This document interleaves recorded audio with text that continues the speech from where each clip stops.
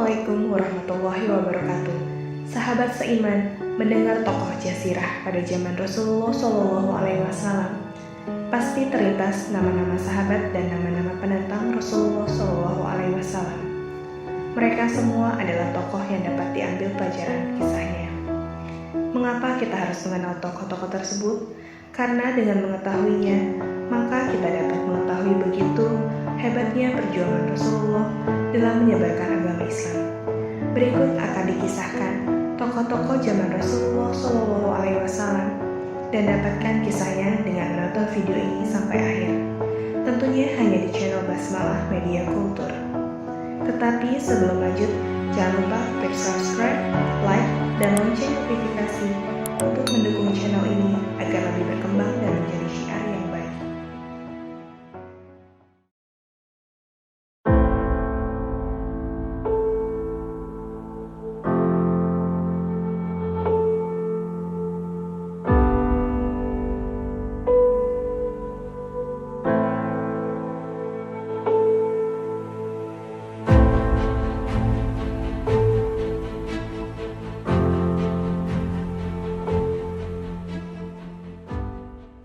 Al-Abbas bin Abdul Muthalib adalah paman Rasulullah SAW dan salah seorang pemimpin terkemuka dari kaum Quraisy pada masa jahiliyah dan masa Islam.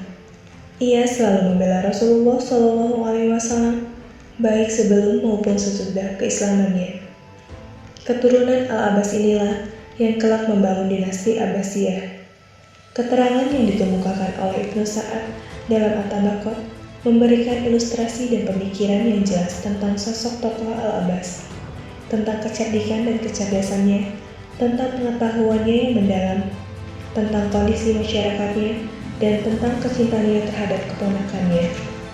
Mencermati catatan Ibnu Sa'ad dalam At-Tabaqatnya ketika Rasulullah SAW berada dalam sebuah pertemuan untuk membahas tentang malam pembaitan di Aqabah.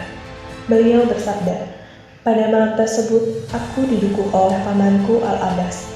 Ia berperan aktif dalam memberikan pelayanan kepada orang-orang yang hadir." Uwaimar bin Saidah berkata, "Ketika kami datang ke Mekah, Sa'ad bin Khaisamah, Mu'in bin Adi, dan Abdullah bin Jubair berkata kepadaku, 'Wahai Uwaimar, ayolah kita berangkat menghadap Rasulullah SAW dan mengucapkan salam kepadanya, karena kita belum pernah melihatnya sama sekali dan kita telah beriman kepadanya.' Uwaimar pun berangkat bersama mereka. Diberitahukan kepadaku bahwa beliau berada di rumah Al-Abbas bin Abdul Muthalib. Kami pun berangkat menuju rumahnya. Kami segera mengucapkan salam dan bertanya kepadanya, 'Kapan kita bertemu?' Al-Abbas bin Abdul Muthalib berkata, 'Sesungguhnya di antara kalian terdapat orang yang menentang kalian. Karena itu, sembunyikanlah identitas kalian hingga penentang ini tercerai-berai. Kemudian kami dan kalian bertemu hingga kami dapat menjelaskan persoalannya kepada kalian. Dengan begitu, kalian mengetahui persoalan dengan jelas.'" Rasulullah SAW berjanji untuk menemui mereka di bawah Aqabah, yang sekarang terletak sebuah masjid, dan memerintahkan kepada mereka untuk tidak mengganggu orang yang tidur dan tidak menunggu orang yang tidak datang. Pada malam pagi harinya, memasuki nafar al-akhir. Orang-orang pun bergerak pada malam tersebut. Pada malam nafar awal, dengan mengendap-endap, Rasulullah SAW telah mendahului mereka di tempat tersebut dengan ditemani oleh pamannya Al-Abbas bin Abdul Muthalib. Tidak ada orang lain selain dirinya yang bersama beliau. Rasulullah SAW sangat mempercayakan diri beliau kepadanya. Ketika mereka telah berkumpul, orang pertama yang akan bicara adalah Al-Abbas bin Abdul Muthalib. Al-Abbas berkata, "Wahai orang-orang Khazraj, sesungguhnya kalian telah mengajak Muhammad ke tempat yang telah kalian aku undang untuk mendatanginya. Muhammad adalah orang yang paling mulia di antara keluarganya. Demi Allah, tidak akan mengganggunya dari antara kita orang yang mengikuti perkataannya. Adapun orang yang enggan mengikuti perkataannya juga tidak akan mengganggunya demi kehormatan dan harga diri. Semua orang enggan mengikuti seruan dakwah Muhammad kecuali kalian. Kalaulah kalian termasuk orang yang kuat, tabah, bersabar, berpengalaman dalam perang, dan memahami tradisi bangsa Arab yang suka berperang, semua itu akan membantu kalian melemparkan anak panah dengan satu kali lemparan.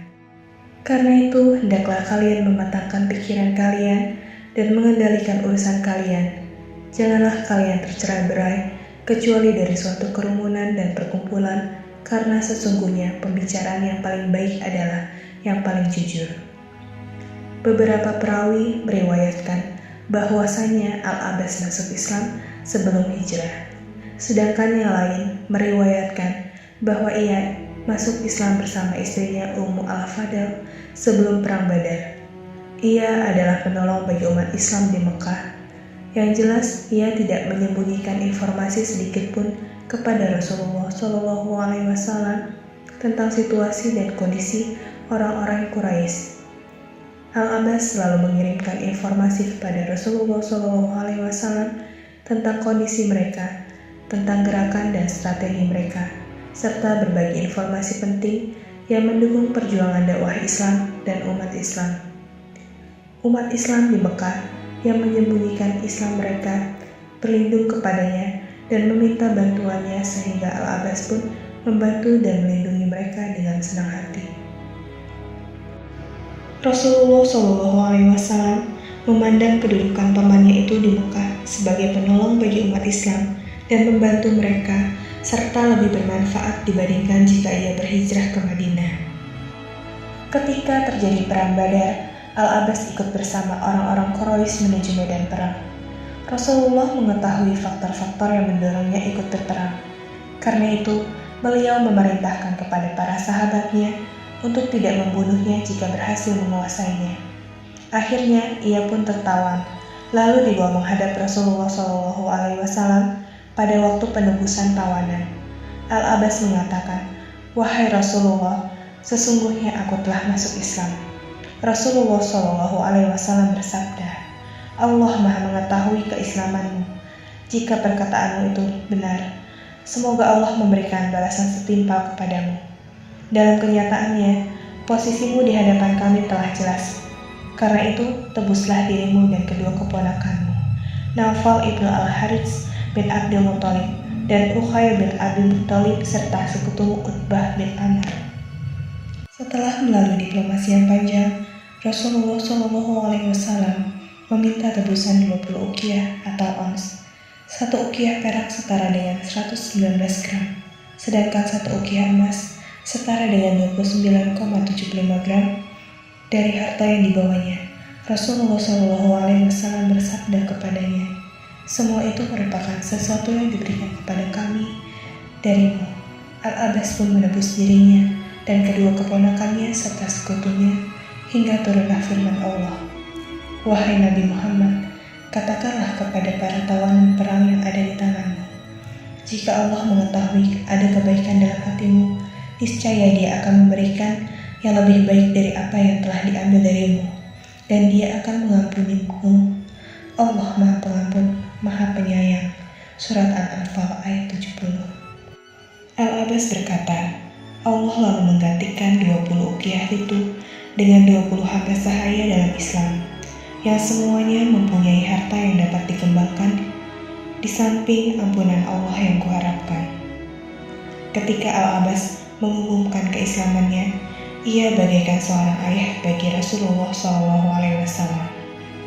Diriwayatkan dari Rasulullah SAW beberapa hadis dengan redaksi yang berbeda, tetapi mempunyai pengertian yang sama, yang menyatakan, hendaklah kalian memperlakukan Al-Abbas dengan baik, karena sesungguhnya ia adalah pamanku, dan hendaklah kalian menjaga ayahku, dan sabdanya, Al-Abbas adalah bagian dariku dan aku bagian darinya.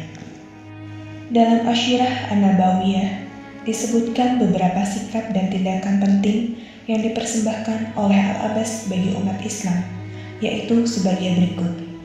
Pada waktu Fatu Mekah, dengan kecerdasan dan kecerdikannya, dengan pengalaman dan pengetahuannya yang baik, tentang tradisi masyarakatnya, ia dapat menghindarkan terjadinya konfrontasi antar kaumnya, baik yang muslim maupun yang musyrik.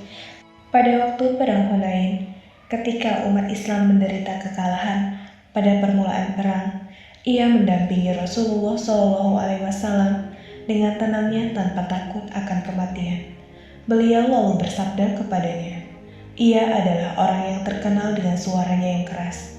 Serukanlah kepada semua orang, wahai orang-orang muhajirin, wahai orang-orang ansor." Beliau bersabda, "Berserulah wahai orang-orang yang berada di bawah As-Samurah." Maksudnya, sebuah pohon di Ar-Ridwan tempat mereka melakukan pembaitan. Al-Abbas terus menyeru semua orang hingga mereka berkumpul di hadapan Rasulullah SAW. Akhirnya kekalahan itu pun berubah dengan kemenangan gemilang. Para khalifah sangat mengenal kedudukan Al-Abbas dan keutamaannya, serta kecintaan Rasulullah SAW kepadanya. Ketika mengalami kekeringan pada masa kekhalifahannya, Umar ibn al-Khattab radhiyallahu anhu mengajak Al-Abbas untuk sholat istisqa dan berdoa kepada Allah. "Ya Allah, sesungguhnya apabila kami mengalami kekeringan pada masa Nabi-Mu, kami meminta hujan hingga Engkau menurunkan hujan kepada kami. Sesungguhnya kami bertawasul kepadamu melalui paman Nabi-Mu, maka turunkanlah hujan kepada kami." Akhirnya mereka pun mendapatkan siraman air hujan. Al-Abbas hidup hingga masa kekhalifahan Utsman bin Affan dan meninggal dunia pada tahun 32 Hijriah dalam usia 60 tahun atau 88 tahun. Al-Abbas dimakamkan di Baqi. Saat memperlakukan pamannya ini, setelah menjadi tawanan umat Islam, Rasulullah SAW ingin memberikan pelajaran kepada para pemimpin sesudahnya, bahwasannya keadilan merupakan prinsip dasar pemerintahan. Dalam hal ini, beliau menerapkan hukum secara umum kepada Al-Abbas dengan sikapnya dalam perang Badar yang berperang bersama kaum musyrikin. Beliau memperlakukannya layaknya tawanan pada umumnya. Meskipun adanya hubungan cinta dan kasih sayang di antara keduanya, meskipun Al-Abbas telah memberikan banyak perlindungan dan bantuan kepada Rasulullah SAW dan umat Islam, hal ini beliau katakan sebagai kewajiban dari hubungan kekerabatan dalam suatu komunitas masyarakat dan kesukuan yang memberikan arti penting dalam hubungan kekeluargaan dan kekabilahan, dan menyerahkan isi hatinya kepada Zat yang mengetahui segala yang tersimpan dalam